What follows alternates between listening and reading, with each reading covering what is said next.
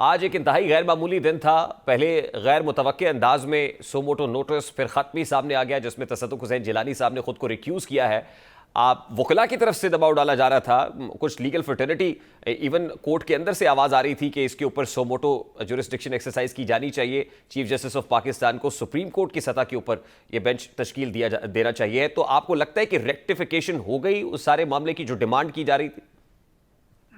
मेरा ख्याल है हो गई, क्योंकि आज भी वकला का कन्वेंशन हुआ, उसमें भी उन्होंने डिमांड की। उससे पहले भी कंसिस्टेंटली जो है ये मुख्तलिफ बार एसोसिएशन से ये बात सामने आ रही थी। जो कुछ अभी तक हुआ 25 के बाद, देखें 26 को जो है वो इस लेटर को मुश्तहर किया गया। उसके बाद फिर एक फुल कोर्ट इजलास हुआ सुप्रीम कोर्ट ऑफ पाकिस्तान का, वो उसका कोई एलामिया जारी नहीं हुआ। उससे अगले दिन वज़ीर आज़म पाकिस्तान और चीफ जस्टिस ऑफ पाकिस्तान की मुलाकात हुई। उसके बाद फिर फुल कोर्ट इजलास हुआ, जिसके बाद एक एलामिया जारी किया गया कि वो वज़ीर आज़म के साथ मुलाकात में जो कमीशन एंड इंक्वायरीज एक्ट 2017 के तहत जो कमीशन बनाने की उसने तायद की। तो उसके बाद मैं समझता हूँ कि अगर ये करना था तो ये पहले कर दिया जाता 26 तारीख को ही, ताकि इसमें जितने भी तजादात और जितनी कंट्रोवर्सी सामने आई है ये ना आती। अब उसमें यह हुआ कि अभी एक वन मैन कमीशन का भी नोटिफिकेशन हो गया, और फिर वो तसद्दुक़ जिलानी साहब जो हैं उन्होंने भी अपने आप को रिक्यूज कर लिया। तो इससे बहुत सारी चीज़ों ने मजीद जो है वो पेचीदगियां पैदा की हैं। लेकिन मैं समझता हूँ कि चूंकि ये कंसिस्टेंट डिमांड थी कि 184(3) के तहत सुप्रीम कोर्ट ये ज्यूरिसडिक्शन अस्यूम करे, तो अब यहाँ पे उस हद तक तो कंट्रोवर्सीज जो है वो खत्म हो जानी चाहिए। अब चूंकि इस पे 7 रुकनी बेंच बन चुका है, बुध को इसकी समाअत होगी, तो अब उसके आउटकम का इंतजार करें। लेकिन उसके साथ साथ आज फिर इस पे तहफ़्फ़ुज़ात का इजहार किया गया कि ये 7 रुकनी बेंच क्यों है, ये फुल कोर्ट क्यों नहीं है। तो मेरा ख्याल है कि उनके जहन में ये बात जो है पेश नजर नहीं है कि supreme court practice and procedure act 2023 जो है वो नाफिज हो चुका है। उसमें एक तो चीफ जस्टिस के जो इख्तियारात थे सुओ मोटो के, वो अब 3 जजेस पर जो है कमेटी पर हो चुके हैं, मुनकसिम हो चुके हैं। और उसके बाद कोई भी डिसीजन जो आर्टिकल 184(3) के तहत सुप्रीम कोर्ट लेगी, उसमें एक राइट ऑफ अपील भी दे दिया गया है। तो जब एक इंट्रा कोर्ट अपील का राइट है, तो अगर 7 रुकनी बेंच से ज्यादा अगर तादाद हो, तो उसके फैसले के खिलाफ कोई भी फरीक अगर उस पर इंट्रा कोर्ट अपील फाइल करना चाहे, तो फिर इतनी मुजवजा तादाद जो चाहिए है वो नहीं होगी, क्योंकि इस वक्त सुप्रीम कोर्ट में 15 जजेस हैं।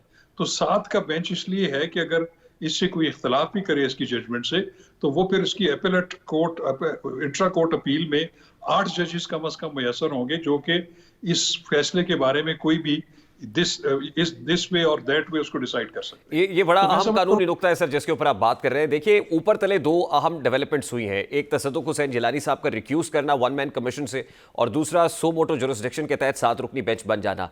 अब जो पहले इंक्वायरी कमीशन बना था उसमें लगे रहा था कि जैसे जुडिशरी और एग्जीक्यूटिव सेम पेज पे है। अब अगर तसद्दुक़ हुसैन जिलानी साहब ने रिक्यूज किया है, तो एग्जीक्यूटिव का तो अभी माइंड सामने नहीं आया कि वो क्या सोच रहा है। अब ये भी तो हो सकता था कि वो एक रिटायर्ड जज रिक्यूज कर रहा है तो किसी दूसरे रिटायर्ड जज को रिस्पॉन्सिबिलिटी दे देते, और क्या ऐसा मुमकिनात में से है? और क्या अब जब ये सो मोटो जुरिस्डिक्शन एक्सरसाइज हुई है तो इसमें एग्जीक्यूटिव और जुडिशरी सेम पेज पर नहीं है? देखिए, अब चूंकि ये जो सुओ मोटो एक्शन हुआ है, ये article 184 of the constitution of Pakistan का हुआ है, क्योंकि ये एक बालादस्त ज्यूरिस्डिक्शन है, सुप्रीम कोर्ट की ओरिजिनल ज्यूरिस्डिक्शन। उसके मुकाबले में पैरेलली मैं नहीं समझता कि कमीशन एंड इंक्वायरीज एक्ट के तहत वो कमीशन जो पहले भी अगर वो जारी भी रहता तो वो काम कर सकता। उसकी वजह यह है कि जब सुप्रीम कोर्ट ने एक मैटर की कॉग्निजेंस ले ली है, तो फिर उसका फिर कमीशन को इंतजार करना है, या उसको जो है उसकी प्रोसीडिंग्स जो है वो ऑटोमेटिकली स्टे हो जाती है। तो मैं समझता हूँ कि अभी ये एक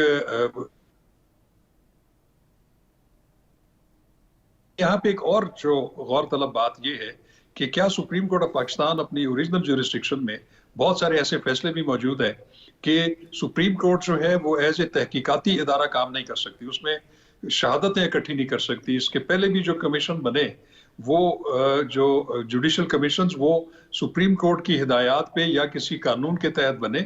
तो उसमें चूंकि ये प्रोसीडिंग्स जो हैं, इसमें 6 जज साहिबान जो हैं, उनकी जो बड़ी सीरियस किस्म की शिकायत हैं उनको भी सुनना है, फिर उसके जिनके खिलाफ शिकायत हैं उनको भी सुनना पड़ेगा। तो ये सुप्रीम कोर्ट की ओरिजिनल जुरिस्डिक्शन इस चीज को जो है वो ममानियत करती है कि वो ये एक्सरसाइज नहीं कर सकते। आपने देखा होगा कि जैसे मेमो गेट कमीशन था, उसमें सुप्रीम कोर्ट ऑफ पाकिस्तान ने 184 के तहत दरखास्तें एक्सेप्ट की, लेकिन उनकी तहकीक के लिए उन्होंने फिर एक जुडिशल कमीशन बना दिया था, जिसकी सरबराही उस वक्त के chief justice Balochistan high court justice Faez Isa साहब कर रहे थे। तो वो चूंकि जो कमीशन होता है, चाहे वो जुडिशल हो या इंक्वायरी कमीशन हो, उसके पास ये इख्तियार होता है कि वो शहादत इकट्ठी कर सकते हैं, लोगों को बुला सकते हैं, हुकूमती इदारों को अपनी मामलत के लिए तलब कर सकते हैं। ये जो सहूलत है ये 184(3) में जो है ये सुप्रीम कोर्ट को हासिल नहीं है। अब एक बड़ा इंपॉर्टेंट मामला है तो ये भी है ना कि 184(3) के तहत जो 7 रुकनी बेंच बना है, जो बुध के रोज से समाअत का आगाज करने जा रहा होगा, ये कोई क्रिमिनल प्रोसीडिंग्स को इनिशिएट कर सकता है या फिर इसकी जो जुरिस्डिक्शन है वो एडवाइजरी होगी? क्योंकि तसद्दुक़ हुसैन जिलानी साहब ने अपने खत के अंदर लिखा ना कि वो जो 6 जजेस डिमांड कर रहे हैं सुप्रीम कोर्ट ऑफ पाकिस्तान से, वो ये डिमांड कर रहे हैं कि ये जो इंटिमिडेशन होती है, ये मेडलिंग होती है इदारों की, इसमें हमने इससे टैकल कैसे करना है, निमटना कैसे, हमारा रिस्पॉन्स जो बेफिटिंग रिस्पॉन्स है वो क्या होना चाहिए। तो क्या अब यहाँ पर एडवाइजरी जुरिस्डिक्शन के तहत सुप्रीम कोर्ट ऑफ पाकिस्तान उनको ये बताएगी, रहनुमाई करेगी, गाइडेंस देगी कि आपको ये करना चाहिए, या फिर कोई क्रिमिनल प्रोसीडिंग्स इनिशिएट कर सकती है? एक अपेलेट ज्यूरिसडिक्शन है जो अपीलें सुनती है हाई कोर्ट के हर फैसले के खिलाफ। दूसरी एडवाइजरी ज्यूरिसडिक्शन जो है वो सदर मुमलिकत उनको कोई क्वेश्चन ऑफ लॉ जिसके बारे में आइन और कानून मुबहम हो, उसका क्वेश्चन भेजते हैं कि आप उसका आंसर करें। तो ये जो 184(3) की प्रोसीडिंग्स है, ये तो एक फैसला है इसके, और इस फैसले के खिलाफ जो है प्रैक्टिस एंड प्रोसीजर एक्ट 2023 के तहत अपील भी एक प्रोवाइडेड अब कर दी गई है। तो इसलिए ये एडवाइजरी ज्यूरिसडिक्शन नहीं होगी, ये बिल्कुल उसी तरह एक फैसला होगा जो सुप्रीम कोर्ट की एपेलेट कोर्ट फैसला करती है अपनी एपेलेट ज्यूरिसडिक्शन में, और ये बाइंडिंग है जो है वो तमाम एग्जीक्यूटिव और जुडिशल अथॉरिटीज के ऊपर। तो इसका मतलब यह है कि जिनके ऊपर इल्जाम है सुप्रीम कोर्ट ऑफ पाकिस्तान उनको भी तलब करेगी, उनको भी सुनना जरूरी होगा इस केस में, और फिर उन 6 जजेस को भी सुना जाएगा। देखिए, इनपे उनको नोटिस करना तो जरूरी है, उनका मौकफ जांचना भी जरूरी है, लेकिन मेरा जाती ख्याल ये है कि जैसे मैंने पहले अर्ज किया कि सुप्रीम कोर्ट तहकीक में नहीं पढ़ सकती, एविडेंस कलेक्शन में नहीं पढ़ सकती। वो फिर लाजमी है, जैसे आपने देखा कि जो पनामा केस था उसमें भी 5 रुकनी बेंच ने 184(3) के तहत ही ज्यूरिसडिक्शन अस्यूम की थी, लेकिन जहां पे क्वेश्चन ऑफ फैक्ट्स और शहादतों की कलेक्शन की बात थी या तहकीक की बात थी, फिर सुप्रीम कोर्ट ने उसके लिए एक ज्वाइंट इन्वेस्टिगेशन टीम तश्कील दी थी और उनको terms of reference supreme court ने दिए थे। उन तमाम की जांच करने के लिए उन्होंने तमाम लोगों को, उसमें जो एलिजेड मुल्जमान थे उनको भी, तमाम स्टेक होल्डर्स को उन्होंने, JIT ने इंक्वायर किया, उन्होंने उनकी बयानात रिकॉर्ड किए और उसके बाद उन्होंने मुफस्सल रिपोर्ट सुप्रीम कोर्ट को दी, जो कि फिर सुप्रीम कोर्ट ने उसकी बेसिस पे उसको नैब को आगे ट्रांसफर कर दिया कि आप इस पे नैब ऑर्डिनेंस के तहत कार्रवाई करें। तो मैं ये कहता हूं कि सुप्रीम कोर्ट ठीक है सुओ मोटो ज्यूरिसडिक्शन अस्यूम कर सकती है, लेकिन जो तहकीक तलब और शहादत तलब जो मामलात हैं वो सुप्रीम कोर्ट नहीं कर सकती। यानी अल्टीमेटली आप ये कह रहे हैं कि मामला कमीशन के ऊपर ही रुकेगा और अब ये commission supreme court of Pakistan तश्कील देगी? बिल्कुल, वो जुडिशियल इंक्वायरी भी इसकी करा सकती है और इसको कमीशन ऑफ इंक्वायरीज एक्ट के तहत भी गवर्नमेंट भी इसको कर सकती है।